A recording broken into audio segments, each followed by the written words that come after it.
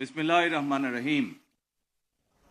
Police সপ্তাহ 2026 উপলক্ষে ঐতিহাসিক রাজারবাগ পুলিশ লাইন্সের প্যারেড গ্রাউন্ডে উপস্থিত মন্ত্রী পরিষদের সদস্যবৃন্দ, উপদেষ্টা এবং জাতীয় সংসদের সদস্যবৃন্দ, ইন্সপেক্টর জেনারেল অফ পুলিশ, বিভিন্ন পর্যায়ের পুলিশ কর্মকর্তা ও সদস্যগণ এবং সম্মানিত সুধীমণ্ডলী, আসসালামু আলাইকুম।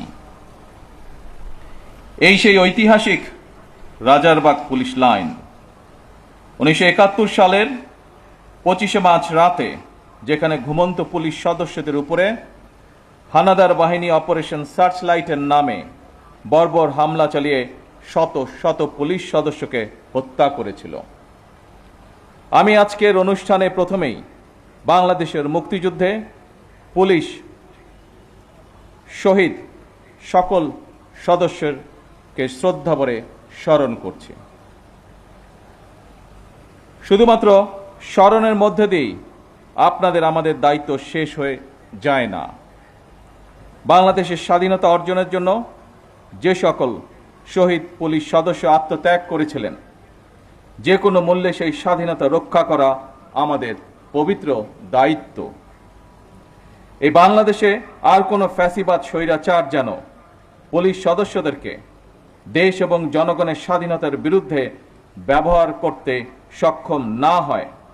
স্বাধীনতার প্রথম প্রহরেই পুলিশের রক্তে রঞ্জিত এই মাটিতে দাঁড়িয়ে আসুন আজ আমরা আবারও নতুন শপথে অঙ্গীকারবদ্ধ হই।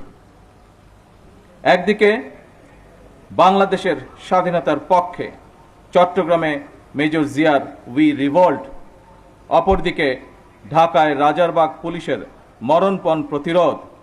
এরপর স্বাধীনতার লড়াই থেকে বাংলাদেশের স্বাধীনতাকামী মানুষের পিছিয়ে থাকার আর কোনো সুযোগ ছিল না। তবে মুক্তিযুদ্ধকালীন প্রজন্ম থেকে শুরু করে আজ পর্যন্ত, অর্থাৎ মুক্তিযুদ্ধ পরবর্তী প্রজন্ম, আমরা যারা ইতিহাস পড়ে কিংবা বীর মুক্তিযোদ্ধাদের প্রত্যক্ষ অভিজ্ঞতা শুনে মুক্তিযুদ্ধ সম্পর্কে জেনেছি, তাদের মনে মুক্তিযুদ্ধকালীন ইতিহাস নিয়ে এখনো কিছু প্রশ্ন হয়তো রয়েছে। 1971 সালের উত্তাল মার্চে জনগণ যখন স্বাধীনতাকামী মানুষের মনে টান টান উত্তেজনা, এমন পরিস্থিতিতে তৎকালীন পশ্চিম পাকিস্তান থেকে যখন ঢাকায় প্রতিদিন হাজার হাজার সৈন্য জড়ো করা হচ্ছিল, এমন পরিস্থিতিতে সকল পুলিশ সদস্যদেরকে রাজারবাগ পুলিশ লাইন্সে একসঙ্গে জড়ো করে রাখার পেছনে তৎকালীন রাজনৈতিক নেতৃত্বের কি যুক্তি বা কৌশল কাজ করেছিল, বাংলাদেশের স্বাধীনতা এবং মুক্তিযুদ্ধ সম্পর্কে যারা এখনো গবেষণা করছেন, এটি এখন তাদের জন্য একটি গবেষণার বিষয় হতে পারে বলে আমি মনে করি। উপস্থিত পুলিশ কর্মকর্তা এবং সদস্যবৃন্দ, আনন্দঘন আয়োজনে এতক্ষণ আপনাদের বর্ণিল প্যারেড সকলে উপভোগ করেছে। আমার কাছে এটি শুধু একটি আনুষ্ঠানিকতা মনে হয়নি, বরং এটি ছিল পুলিশ সদস্যদের শৃঙ্খলা, আত্মমর্যাদা, দায়িত্ববোধ এবং সুন্দর ভবিষ্যতের দিকে দৃপ্ত পায়ে এগিয়ে চলার অবিচল অঙ্গীকারের বহিঃপ্রকাশ। দীর্ঘ 1.5 দশকেরও বেশি সময় ধরে ফ্যাসিবাদ বিরোধী আন্দোলনের সংগ্রামের ধারাবাহিকতায় 2024 সালে ছাত্র জনতার এক রক্তক্ষয়ী গণ অভ্যুত্থানের পরে দেশের স্বাধীনতাপ্রিয় গণতান্ত্রিকামী মানুষের আকাঙ্ক্ষার প্রতিফলন হচ্ছে জনগণের রায় গঠিত বর্তমান সরকার। বছরের পর বছর ধরে অসংখ্য হামলা মামলার শিকার, নিপীড়িত নির্যাতিত অধিকারহারা মানুষ বর্তমান গণতান্ত্রিক সরকারের সময় শান্তি এবং নিরাপত্তা চায় জনগণ। দেশের জনগণের শান্তি এবং নিরাপত্তা নিশ্চিত করা আপনাদের কার্যক্রম, অর্থাৎ পুলিশের ভূমিকার উপরেই সবচেয়ে বেশি নির্ভরশীল। আপনারা জনগণের জানমালের নিরাপত্তা নিশ্চিত করতে সাধ্য এবং সামর্থ্যের সবটুকু দিয়ে চেষ্টা করবেন, এটি আপনাদের কাছে বর্তমান সরকারের প্রত্যাশা।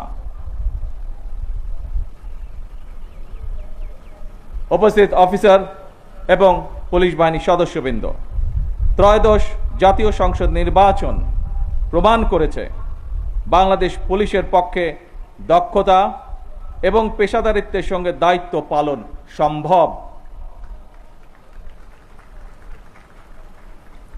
শুধু দেশেই নয়, জাতিসংঘ শান্তিরক্ষা কার্যক্রমেও বাংলাদেশ পুলিশ দক্ষতা এবং সুনামের সঙ্গে কাজ করে যাচ্ছে।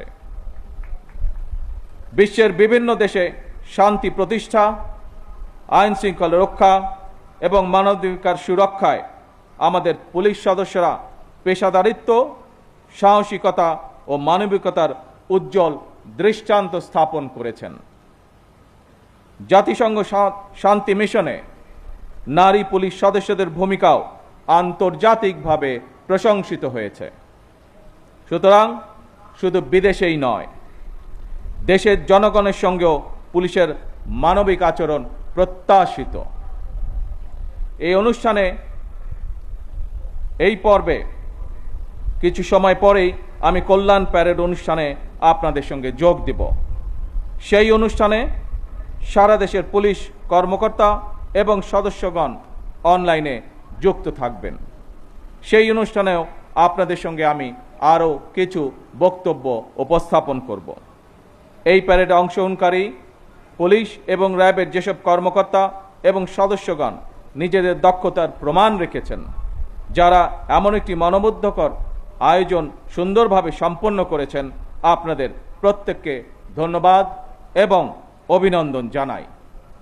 বাংলাদেশ পুলিশ সপ্তাহ 2026-এর সার্বিক সাফল্য কামনা করছি। আল্লাহ হাফেজ। বাংলাদেশ জিন্দাবাদ।